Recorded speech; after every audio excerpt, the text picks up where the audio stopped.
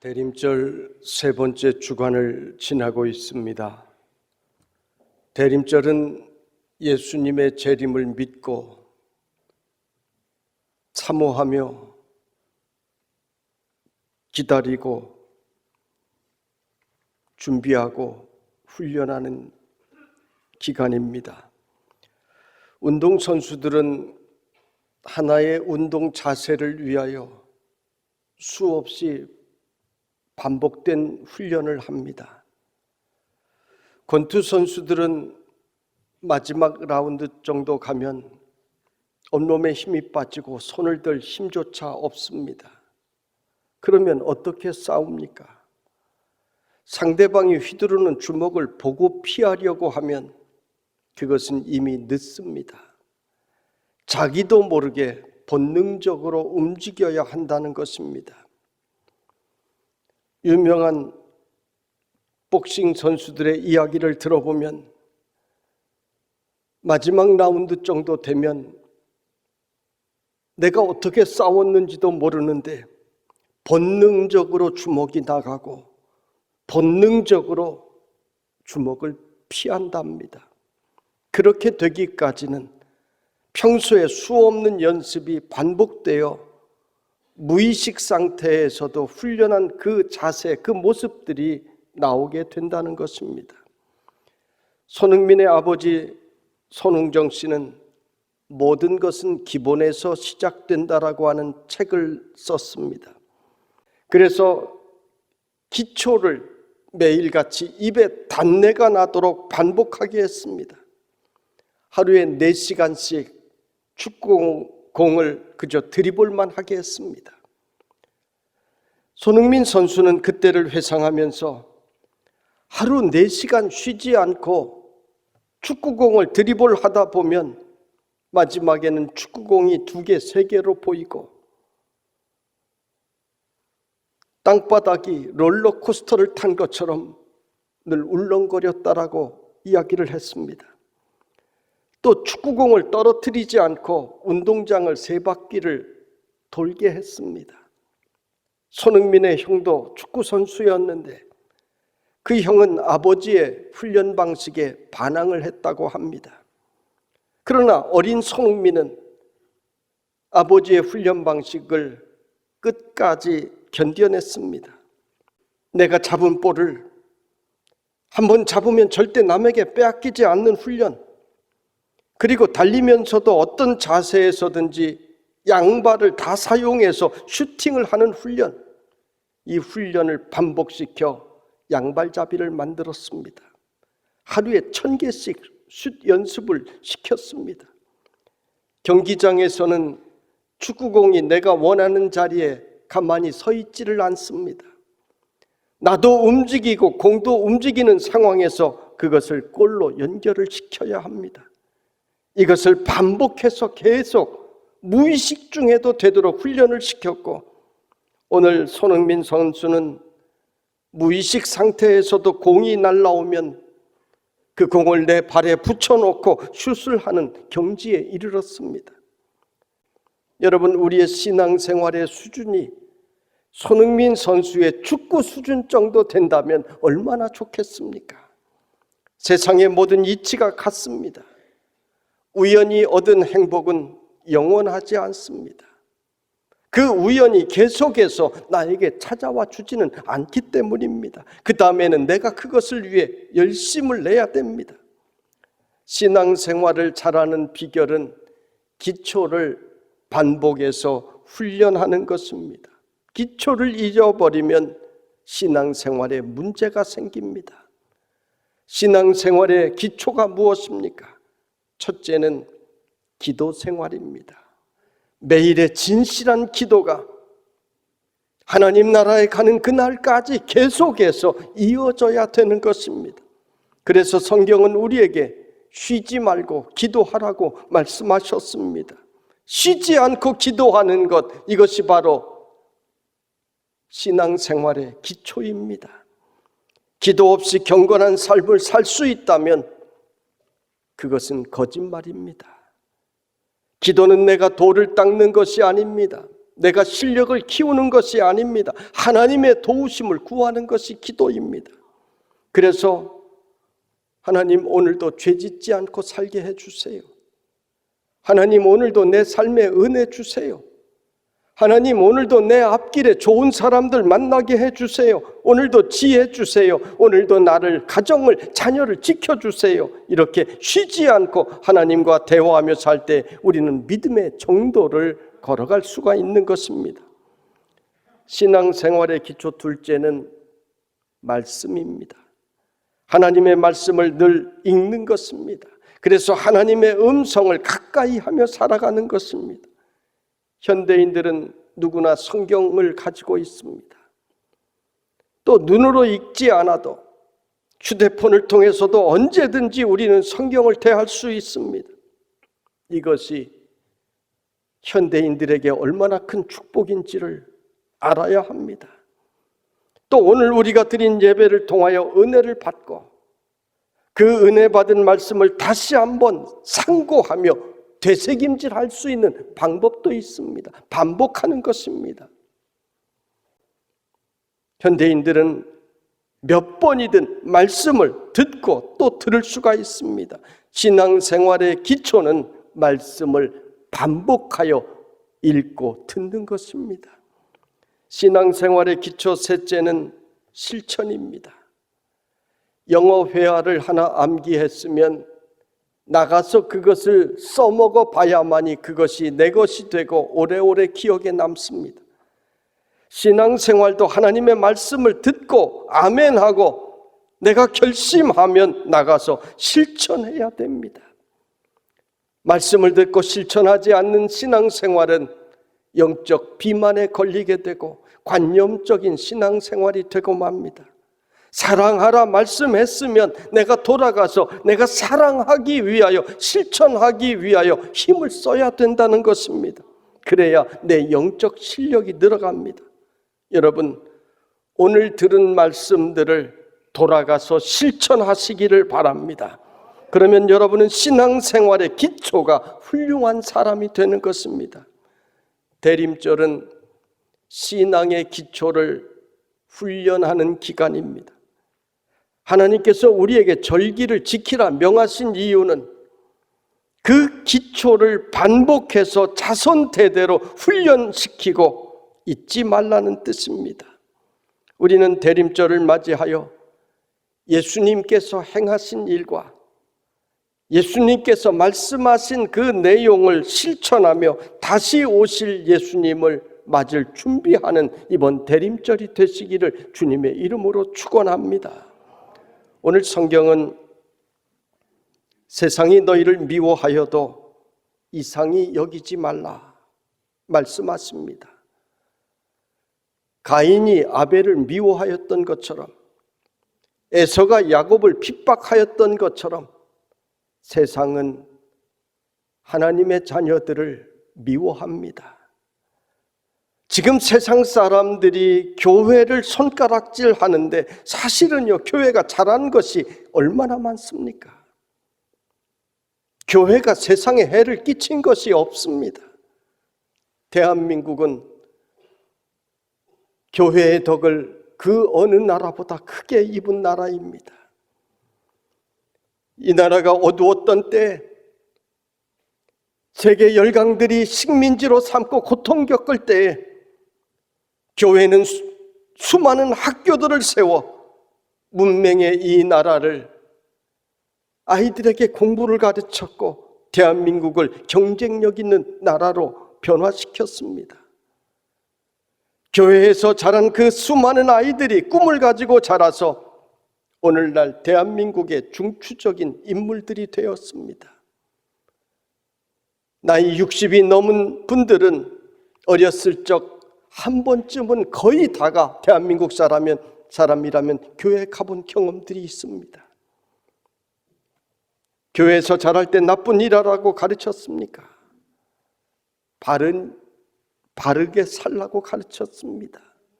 정직하게 살고 성실하게 살고 도전하며 살고 하나님의 영광을 위하여 사는 인물들이 되라고 가르쳤습니다. 그런데 대한민국이 먹고 살만하니까 이제 하나님의 은혜를, 교회의 은혜를 잊어버렸습니다.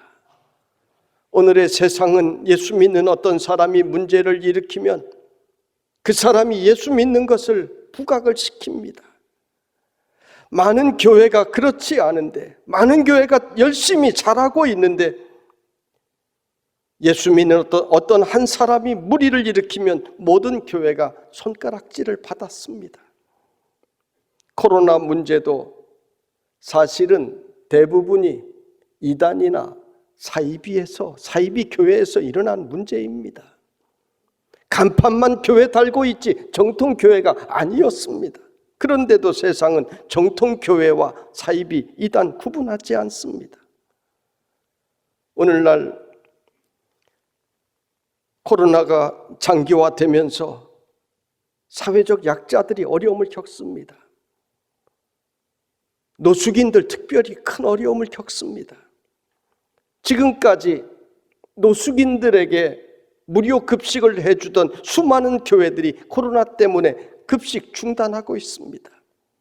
우리 교회도 섬기는 분들이 영등포에 가서 노숙인들 밥 해주고 그렇게 섬겼는데, 또 우리 교회에서는 이 지역의 어려운 분들 우리와 함께 식사했었는데, 매일같이 식사했는데, 이전에는 따로 먹다가 우리와 똑같이 먹자고 우리 직원들하고 다 똑같은 식사했는데, 지금은 코로나 때문에 함께 식사하지 못하고 도시락으로 대체하고 있습니다.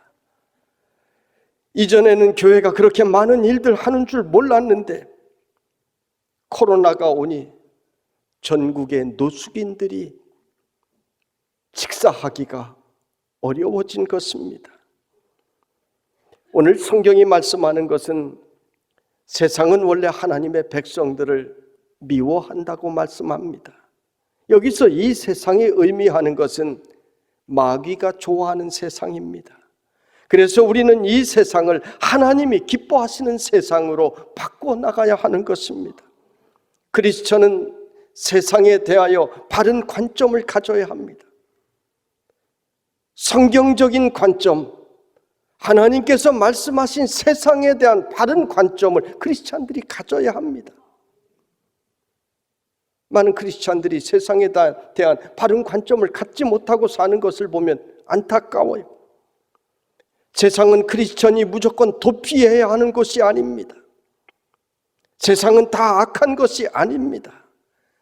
하나님께서 창조하신 세상은 아름다운 곳입니다. 그리고 우리는 이 세상에서 빛과 소금의 사명을 감당해야 되는 것입니다. 오늘 말씀이 바로 이것을 말씀하고 있습니다.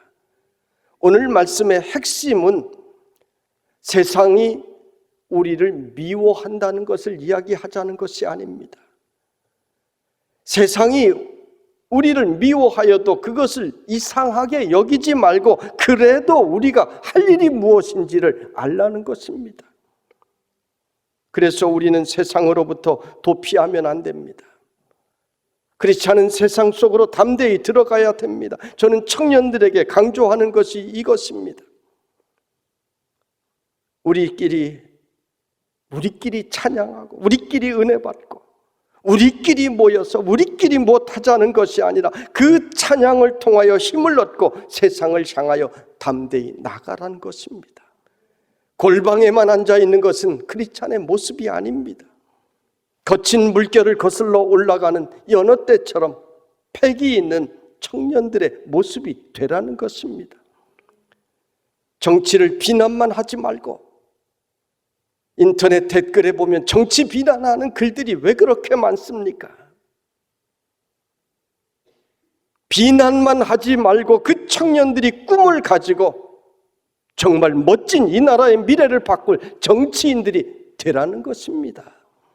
경제와 예술에도 하나님께서 주신 꿈을 가지고 도전하는 크리스찬이 되어서 세상을 바꾸라는 것입니다. 지난 12월 초에 은퇴한 독일의 최초의 여성 총리로 2005년도에 독일 총리가 되어 무려 4번을 연속 역임한 앙겔라 메르켈 총리가 있습니다. 세계 3대 경제 잡지인 포브스지는 이 메르켈 총리를 세계에서 가장 영향력 있는 여성 인물 1위에 매년 선정을 했었습니다. 남녀를 불문하고도 세계에 가장 큰 영향력을 끼치는 인물, 우리가 잘 아는 스티브 잡스라든지 그 굉장하던 사람들과 함께 늘 손가락 안에 들어갔던 사람이 바로 메르켈입니다. 유럽연합을 이끌어간 인물입니다. 동독과 서독이 통일되었을 때 서독에서 동독으로 이주한 사람은 거의 없었습니다. 그런데 호르스트 카스노 목사님은 자유를 찾아 많은 사람들이 떠나버린 그 동독에 하나님께서 나에게 주신 일이 있다고 믿고 태어난 지 겨우 6주 된 이 앙겔라 메르켈을 데리고 동독으로 떠났습니다. 신앙의 자유를 실제로 억압하는 동독에서 목회하면서 어려움을 겪으면서도 신학교를 세워서 신학교를 운영하였고 자녀를 믿음으로 양육하며 청지기적인 삶을 살았습니다. 그리고 이 메르켈은 젊었을 적에 이혼의 아픔을 겪으면서도 정치인으로 마침내 성공하였고 마침내 독일의 총리가 되었고 전 세계에 가장 큰 영향력을 끼치는 크리스찬이 되었습니다. 가장 어려운 환경에서 자랐고 신앙생활하기 어려운 그 동독에서 성장했고 젊은 시절 이혼의 아픔을 겪으면서도 멋지게 일어선 크리스찬입니다. 그는 힘들다고 세상을 등지고 살지 않았습니다. 그는 오히려 세상 속으로 걸어 들어갔습니다. 그리고 세상을 멋지게 바꾸었습니다. 오늘 성경은 세상이 너희를 미워한다라고 하는 것을 말하려고 이 말씀을 주신 것이 아니라 그래도 너희는 이웃을 사랑하라고, 그래서 세상을 변화시키라고 이 말씀을 주시기 위한 것입니다. 14절 15절의 말씀을 보세요. 우리는 형제를 사랑함으로 사망에서 옮겨 생명으로 들어간 줄을 알거니와 사랑하지 아니하는 자는 사망에 머물러 있느니라. 그 형제를 미워하는 자마다 살인하는 자니 살인하는 자마다 영생이 그 속에 거하지 아니하는 것을 너희가 아는 바라. 여러분, 형제가 우리를 미워하여도 우리가 형제를 사랑한다면 그것은 무슨 의미입니까? 우리가 성령 받았다라고 하는 증거입니다. 나를 미워하는 원수를 사랑한다니 그것은 세상에서 잘 안 되는 일입니다.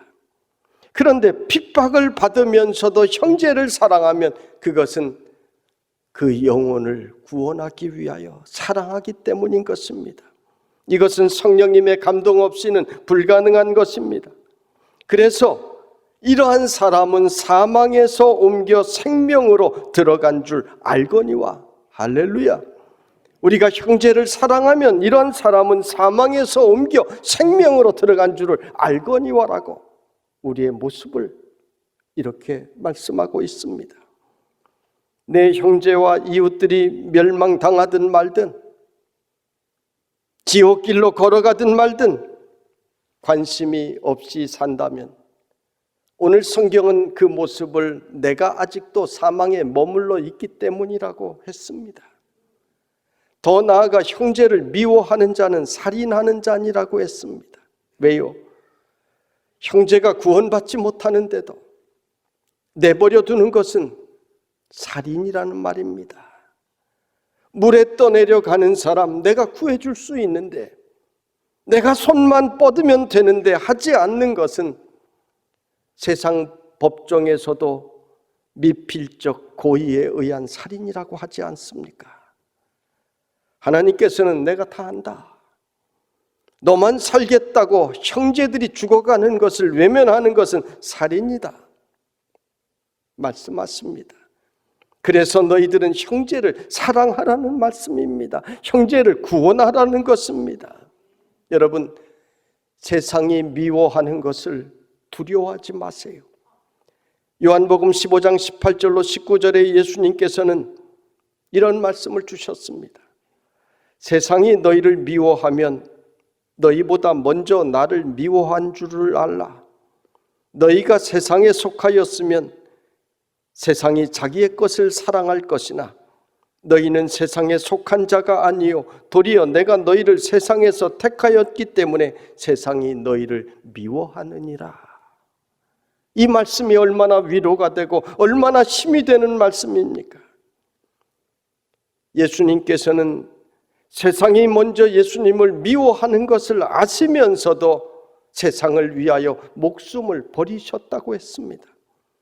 예수님을 따르던 그 수많은 무리들이 예수님을 배신하는 것을 아시면서도 십자가 밑에서 예수님을 조롱하는 것을 바라보시면서도 예수님은 그들을 끝까지 사랑하셨습니다. 그들을 위하여 목숨까지 버리셨습니다. 사랑 때문입니다. 그러므로 오늘 성경은 이렇게 말씀합니다. 그가 우리를 위하여 목숨을 버리셨으니 그 사랑을 알고 우리도 목숨을 버리는 사랑으로 형제를 사랑해야 한다는 말씀을 주십니다. 복음 전파는 취미로 하는 것이 아닙니다. 복음 전파는 선택 과목이 아닙니다.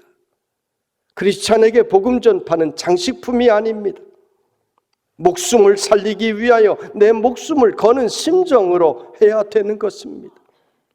교회에서 하는 모든 일들은 다 영혼을 구원하기 위해 하는 일인 것을 잊지 않아야 합니다. 여러분, 우리 교회는 예수님처럼 생명을 살리기 위하여 세상이 우리를 미워하여도 같이 미워하지 말고 손을 벌려 세상으로 나가는 우리 성도들이 되시기를 바랍니다. 오늘 말씀 17절 이하는 실천론에 대한 말씀입니다. 누가 이 세상의 재물을 가지고 형제의 궁핍함을 보고도 도와줄 마음을 닫으면 하나님의 사랑이 어찌 그 속에 거하겠느냐. 자녀들아, 우리가 말과 혀로만 사랑하지 말고 행함과 진실함으로 하자. 이 말씀은 교회는 어려운 사람들을 돕는 공동체여야 함을 말씀하고 있습니다. 우리 교회는 예로부터 사회봉사로 한국교회에 널리 알려진 교회입니다. 우리가 사는 이 지역에서 우리 교회 보고 잘못했다고 하는 사람이 어디 있습니까? 그것은 100년 동안 우리 교회가 이 지역에서 해온 일들을